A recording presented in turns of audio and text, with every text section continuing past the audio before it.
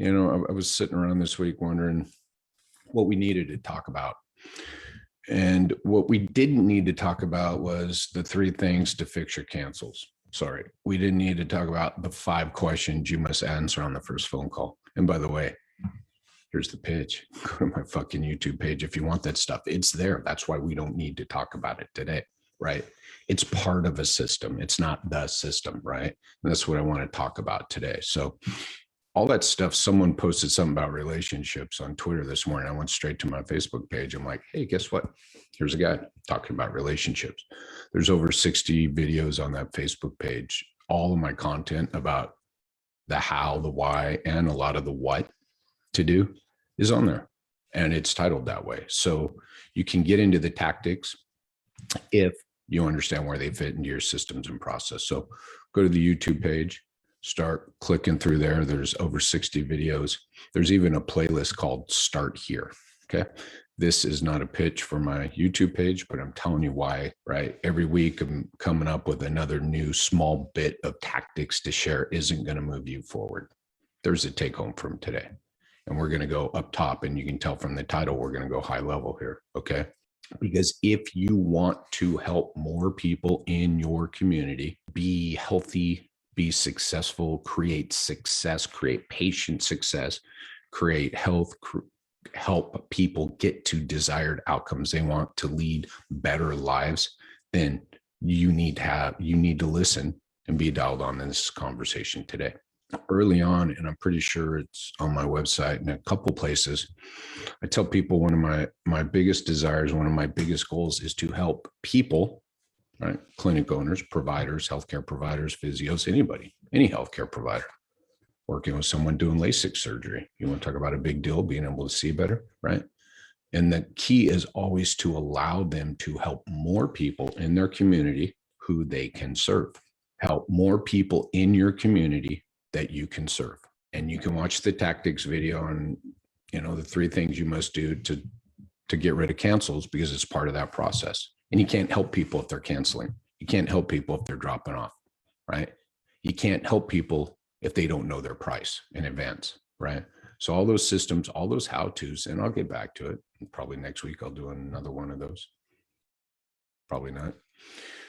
It's all on the YouTube page, so go there. We got to come back high level. Healthcare is horrible about this. Business is horrible about this, right? We find something, we glam onto it, we go into the weeds with it, and we never come back out and look at how is it impacting everything. Talked about this a few weeks ago, right? Talked to 10 business owners, physio business owners, and they'll share with you about the systems they're building. I'll ask them about the systems they're building. Where do they fit? My follow-up question is, cool, right? What systems, what processes are you working on? Cool. How does this fit in your client's overall journey with your business?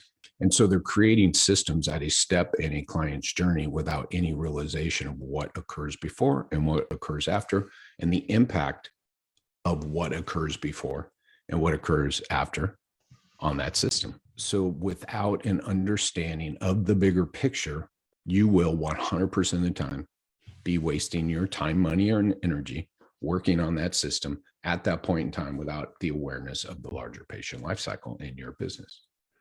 It's that simple. It's simple. Yes, it's an absolute. No, I'm working on a system now. No. This is why nobody can fix cancels. I still get calls today from people been in business 5, 10, 15, 20 years. It is the same conversation around cancels for the person who's been in business for a year as it is 20, 30 years. Right? I'm currently speaking with someone who's been in business forever, about as long as I've been a physio. They asked me about solving cancel problems. Do you think he's been yelling? He like that. You think he's been yelling at his providers for 25 years to fix cancels? You sure he's tweaked that thing 1 million times at the provider level? You think if I ask him, how does this whole conversation fit, right? Why people cancel, why they arrive, why you can't fix it at the provider level? You think if I ask them the question about how does that fit into the bigger picture of their life cycle of building trust and expectations, right? Do you think that'd be something new to him? Sure. The good news is he's asking for help. And the good news is most of the time, people are open to that discussion. What's really interesting is the people who have created something built around a very large product, so multiple clinics, multiple providers, who don't want to have that conversation. So again, we can just talk today about that bigger picture. If the time, money, and energy I have wasted in my business, if you guys have heard my story, I tell you, for the first 10 years, I called it a business. And the day we went out and networked with everybody was the day I had to own the fact we had not created a fucking business. We had created systems and processes built around helping people manage their insurance and payment, right? And just like everybody else, when I do my secret callers, what insurance do you have is in the top 3 questions 85% of the time. Nothing about me, nothing about what I want, nothing about what I need, nothing about what I expect, nothing about who I'm going to be seeing, nothing about what I'll get from you. Do you take my insurance? When you go to the grocery store, nobody stops you at the door to ask you, do you have your credit card and payment option with you? Yet when you go to the grocery store, everything has a fucking price on it. And Anthony, I saw your post the other day about not looking at prices, and I agree with that. So just in context, I don't disagree with that. Yet we all have the price to look at, because I argue, there are things we stop looking at price at. By the way, this is a happy paying customer who comes back to you, doesn't ask you about price. You don't have the continuing conversation. Sends people to you and says, don't worry about the cost. They'll get it for you. They'll tell you it's worth it, right? But someone's got to know that cost the first time, right? So as soon as your friend, and you know what's funny about these calls where people ask about the insurance, people have asked me to do the secret caller, I do it, and then I contact the owner.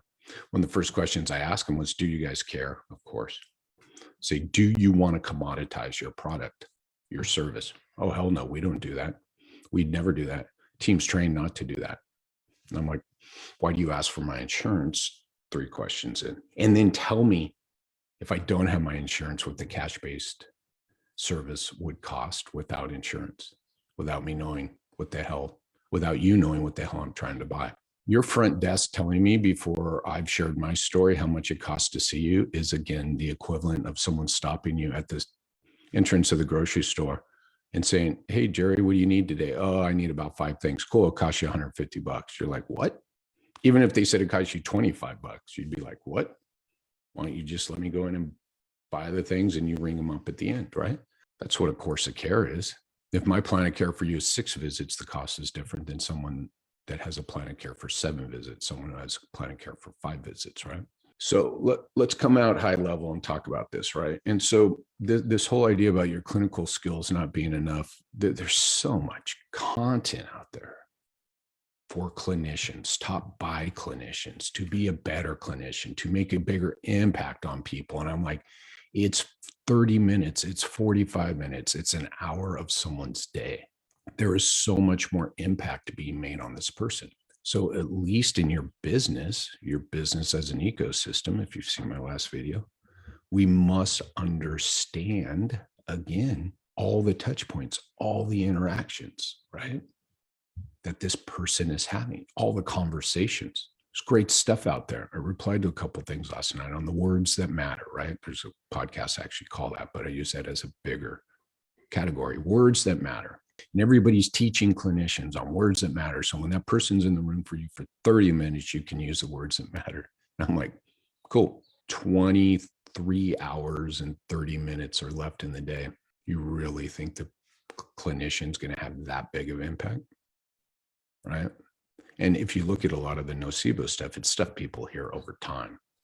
It's really a one-off. So it's the stuff they hear from the doctor, then they hear it outside, right? But we come back and we bring it in the clinic and go, you in 30 minutes can heal the world. And I'm like, no, you can't. And by the way, that's what leads to burnout. That's what leads to churn. That's what leads out to a shitty culture, all of it, right? Yet if we engage this team, again, if we take a step back and we look at the bigger picture of this patient's journey within our business, within our clinic, then all these things I'm talking about for these first 12 minutes start to solve themselves. If we map out our patient's journey within our business first, right? By the way, you don't even need to know who you're serving.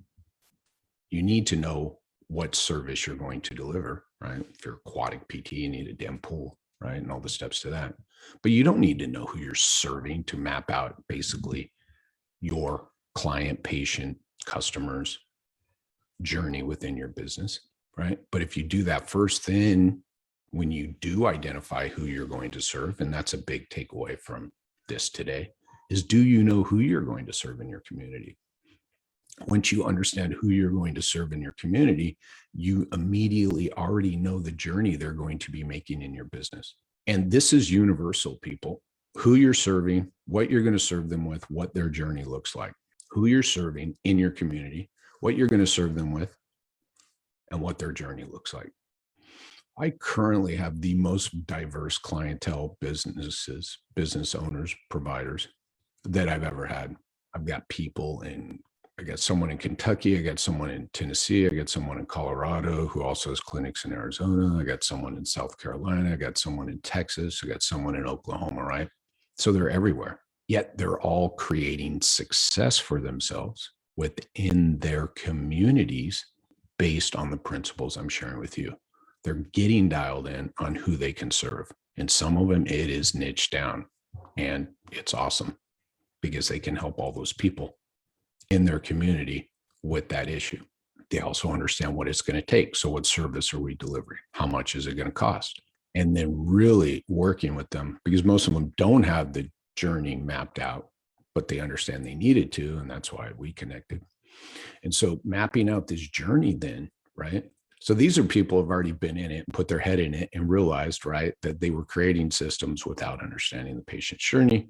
They were chasing after metrics. They were chasing after certain things without understanding the impact of the steps before and the steps after. Yet I've got one clinic I want to share with you that is in the great state of Tennessee in an area with like 30, 40,000 people. And they had a huge week last week.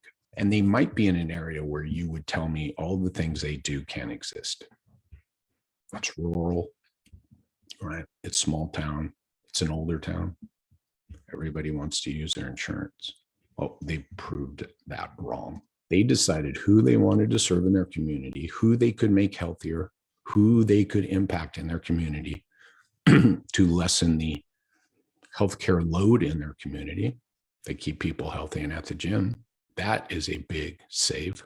What do? They send out super bills for people. So they take people's insurance, but these people have to pay at the time of service. Now they understand their community. So they have payment plans. They have all kinds of stuff like that, right? They help people understand their cost. Yet they understand who their client is. Now, are there other people serving other people in the community who can't use their services? Yes.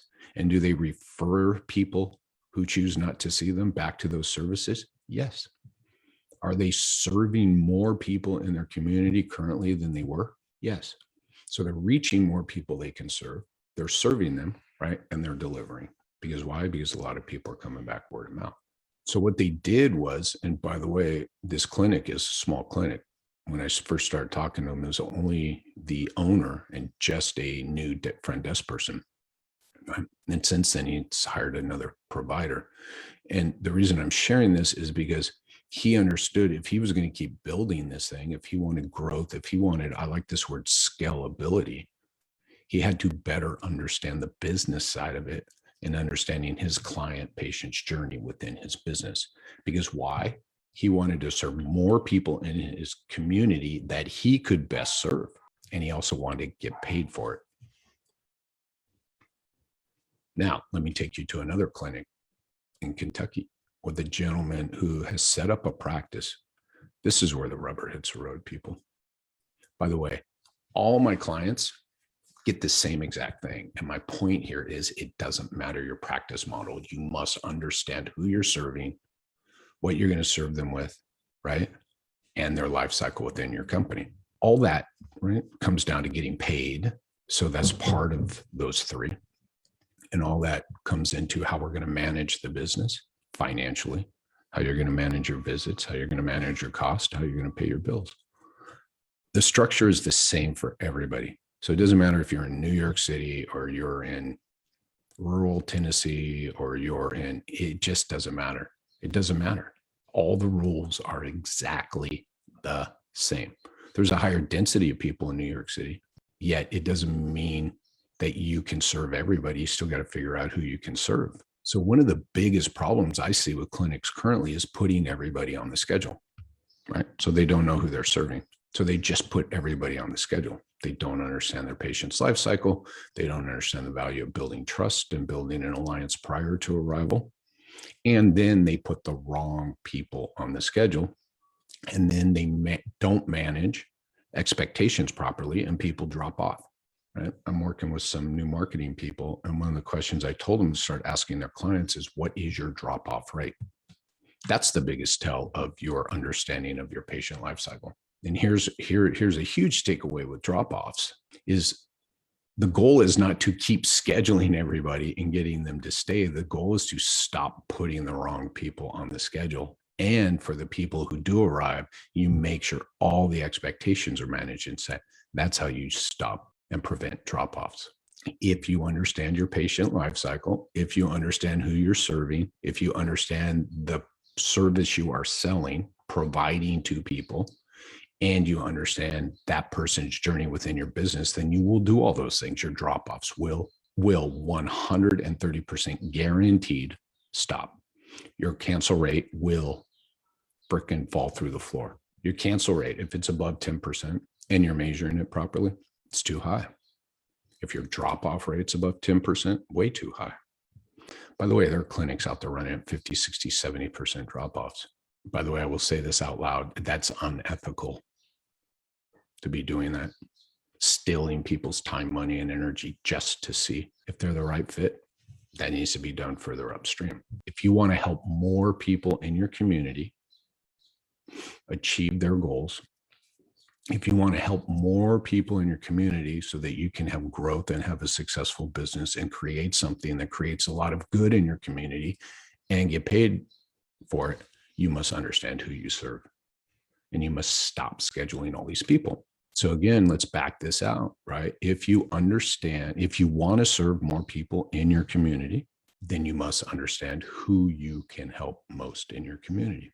You must build out and understand, you must understand the patient's life cycle within your company.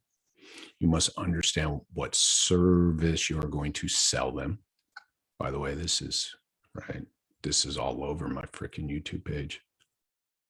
Because actually you're only selling one thing to everybody. But if someone calls and asks for something, right? If someone calls and asks for a pool and you don't have a pool, it's funny how if someone calls and asks for a pool and you don't have it, you'll quickly turn them away.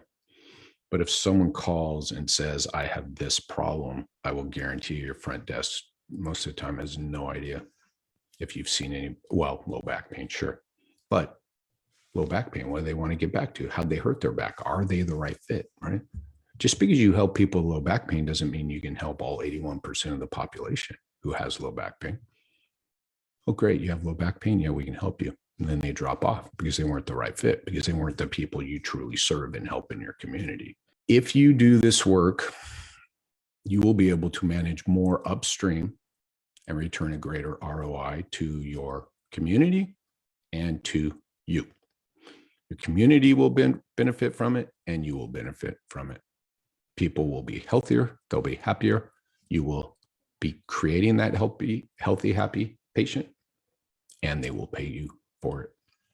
And by the way, when I say they will pay you for it, an in-network clinic, all those people are paying, they're all out-of-pocket people. They pay a premium, they've done something.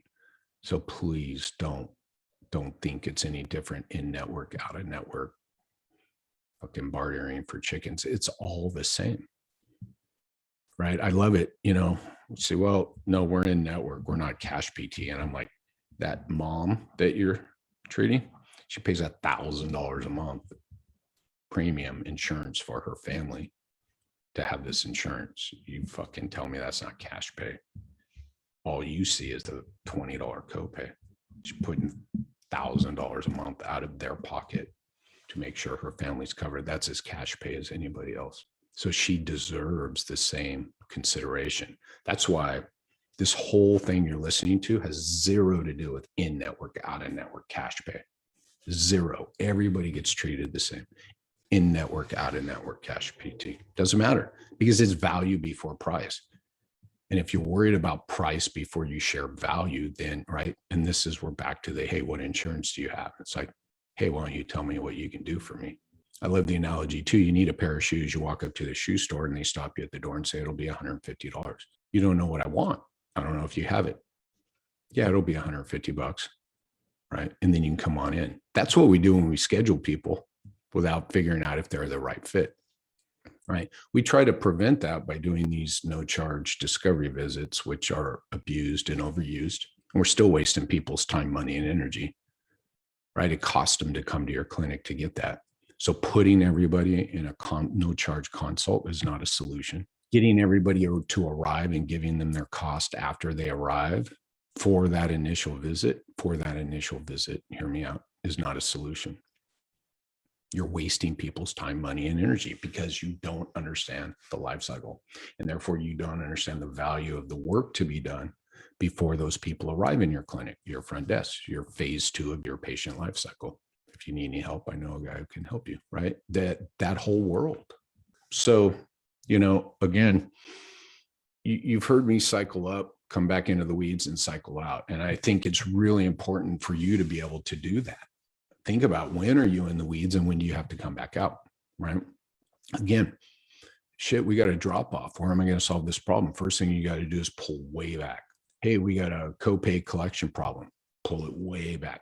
Everybody tries to solve the copay collection rate at the front desk after they've arrived. I'm like, it's not too late, but man, the time, energy, and money that has to go in, right? What are you guys talking about on the first phone call? What are they seeing in emails before they arrive? What are they hearing about paying? What's the financial policy say? How are all the dots connected in this patient life cycle in your business's ecosystem to create an environment where people come in? And I created this in my own company. We were out of network, right? Collecting full payment upfront at a time when nobody else is doing it. And I say this only for context of the people and the mindset of the people we were dealing with. And we made sure people understood the policies and the structure and the procedures before they ever arrived. And people showed up for every visit, waiting, standing in front of you to pay their payment. They just knew it was part of the process. It wasn't about the payment. The payment was just part of the process. And why do they pay? Here's a kicker, you all, if you've stuck around this long. Why did they pay? Because they didn't want a big fucking bill at the end of it. The way to prevent a big fucking bill is to tell people, if you pay us every visit, you won't get a big fucking bill at the end. This isn't rocket science. And if I tell you the way to prevent a surprise bill, a big bill, is just to pay every visit, you show up with your card and had going, take my money, whether it's $5 or $150. You only can understand that after you take a step back and look at a client's life cycle within the company. And you create a checklist, which I have. There is a 10-point checklist that must be checked off for patient success. And when I created it, I didn't realize that what I was doing was looking at their life cycle and going, okay, they have to know this here. This has to be done here. And patient success, basically, as you're checking the boxes, it's as they go through their life cycle. So, right, the bulk of the boxes need to be checked at the front end because the bulk of those things tie into the things below because of the ecosystem of the business. So you need to define, what does patient success look like, right? After you've mapped out a client journey, after you understand who you can serve, after you understand what you're serving them with and what their patient life cycle looks like, you need to create that checklist. And you should be every team member should be mentally checking off that patient success checklist as they go through their life cycle in your company. If everybody understands that checklist, then the providers know what billing and the front desk are doing to make this patient's life easier, so the client won't come in and ask billing questions of the providers. You want to hear me go off? I'll share with you sometime about why nobody in my business, except for billing, was allowed to talk about billing. Having your providers talk about billing and prices and shit like that after the person's bought into a plan of care is a disaster. Let everybody play to their strengths. One of the most impactful things you can do in your business is to teach people how to say, I don't know. We all hate it. but you have to empower them to do it. It's the next phrase that comes out of their mouth that is the most important part, but I know who can help you and I'll get you there. So all my providers were trained to say, you know what? I don't know about that, but I know who does, Bill or Becky at the front desk. They manage all this. I'll tell you what, we're going to end 5 minutes early because I know this is important to you. And I'm going to have you go back up to the front desk and address this with them. Boom, we're done. We're done. Now let the provider do the clinical care. Some of the most disturbing conversations I've ever heard in the history of the world have occurred between my providers and a patient about insurance billing. I should do a whole episode on that, right? And if I understand the patient's life cycle and I understand their relationships and I understand who owns the relationships, and if I understand everybody's role in creating patient success, because I did what? I mapped out the patient life cycle, then your billing problems will disappear. By the way, in-network, out-of-network cash PT, it doesn't matter. All those books are coming over here. Just ordered a new shelf. So everybody who's concerned about my poor book management. It's funny how when I post pictures of my book, people get caught up on the poor book management. I'm like, I can tell you where every fucking book is that I need in there, including my tattoo coloring book, including my 3 Beastie Boys coffee table books, including every sales book and every customer experience and client experience book.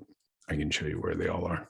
So, yeah, this is why there was and I just thought, we need to have this about once a month where we just come back. And I just explained it all to you. I explained to you like 25 years of my business experience right there in 30 minutes. And what I want you to notice is going low, coming back up, right? Talking about a surprise bill. Right now, everything ties back to the work you'll do today. And the longer you wait and the more you build, right? It's like building a house without understanding, right? All the things that need to be done properly. And you complete the house like that brick wall without knowing how to put it together properly. And then things start to fall apart. And then you build the system, right? And then you fix the part. You fix the 5 bricks. You fix the crack in the wall without understanding that it's not that. And that if you would have understood the rules of construction and physics and all that other crap and engineering before you built the house, you could have prevented all this. I think that's a great analogy. And you're constantly going back and fixing bricks and fixing cracks. That's your cancel rate. That's your billing problem at the spot it's happening. Instead of taking a step back and going, wait a minute, what is the foundation this house is sitting on? What are the issues causing this? Right? I think that's a great analogy. There's water leaking through your roof, right? You fix it from the inside, right? You keep fixing it from the inside without understanding why the fuck's the water coming in anyway. And let's go all the way back. Can't control the rain. All right, let's go to the next step. Right? So again, I want to help more people, practices, providers. Really, the way I wanted to start this talk was the only way to solve healthcare right now is to work on the fringes and to create your own business and your own centers of excellence in your community to serve more people you can help. Which might mean you have 3 or 4 different providers, business owners who can serve 3 different communities under one roof. Yet you need to understand who's the expert in all those and the process for all these people, right? So everybody gets to the right place.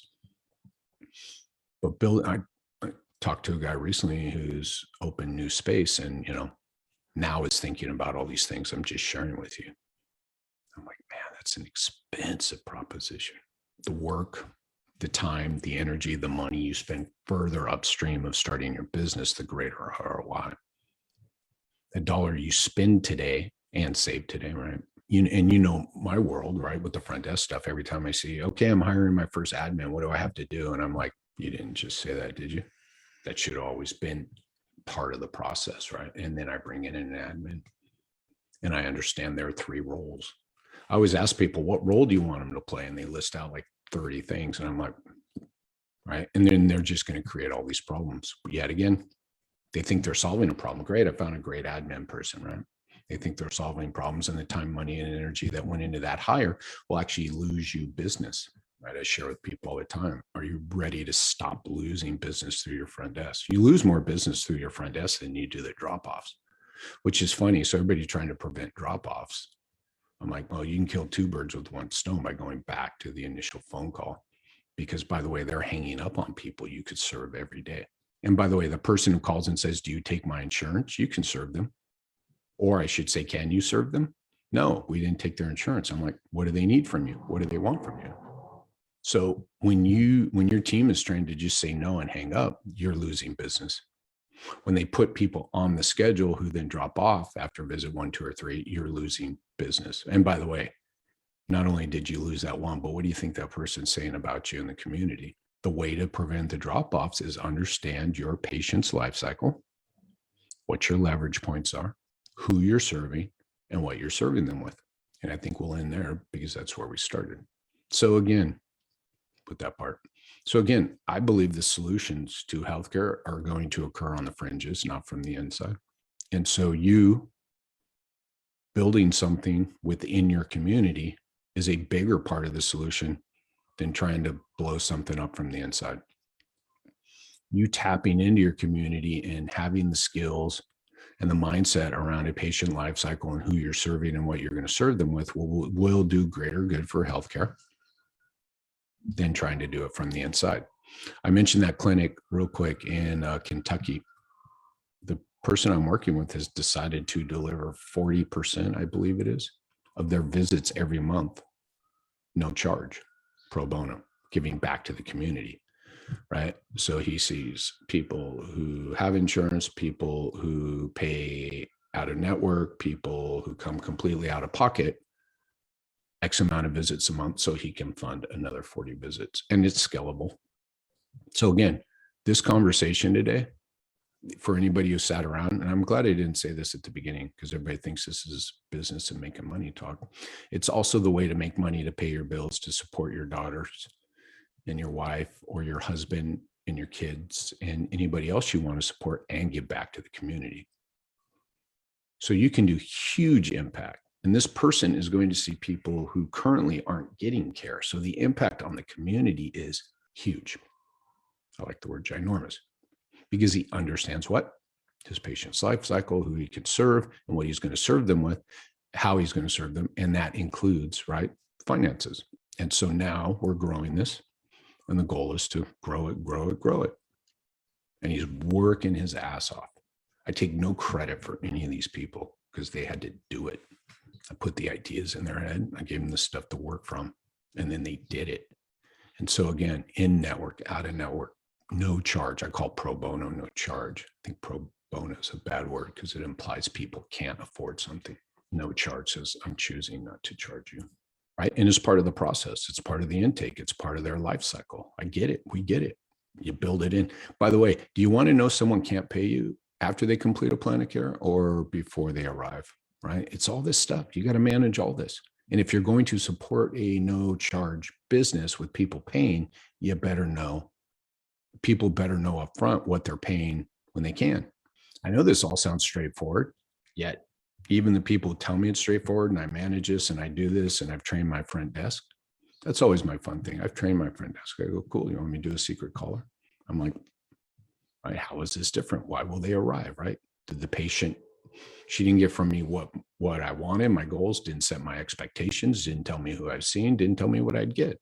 So all these processes, all these phases of the patient life cycle need to be dealt with.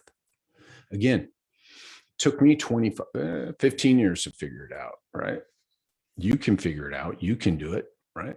All the clinics that the one in Tennessee, I've been working with them 6 weeks now, 5 weeks, right? And they realized last week, oh my gosh, this is working. Now we got to get this written down. I was like, sweet, right? And now they're building out the systems. And the systems are what allow the scalability, because the systems will allow you to hire the next people into the processes that you have built out and found are the levers of success within your business, within your community, within the people you're going to serve. Understand your patient's life cycle, understand who you're going to serve, and understand what you're going to serve them with, and reverse engineer everything and do the tedious work today. All right. All right. I appreciate you guys listening. I appreciate you guys diving in. I hope you sat through the whole thing. I hope you understand this isn't a make more money for me conversation, meaning you starting your business, right? There's nothing wrong with helping more people in your community and getting paid and supporting your family and having money in the bank. When $1.5 trillion in American healthcare is total fucking waste. Someone wants to bag on you for charging $100, $150 a visit. I'm like, fuck you. All right. Go rage against another machine, bro, because I'm not part of the problem. Because I know who I'm serving in my community. I know how I can serve them, and I'm not wasting anybody else's time. And I'm making sure I'm a resource for the people I can't help, and I'm helping, right, serve more people, taking the healthcare load off of the community I live in. Appreciate your time. Appreciate your ears. I wanted to really blur some music in the background today, but I noticed that Facebook and everybody's all uptight about people playing music. So say hello to my Beastie Boys, and we'll call it a day. Cheers.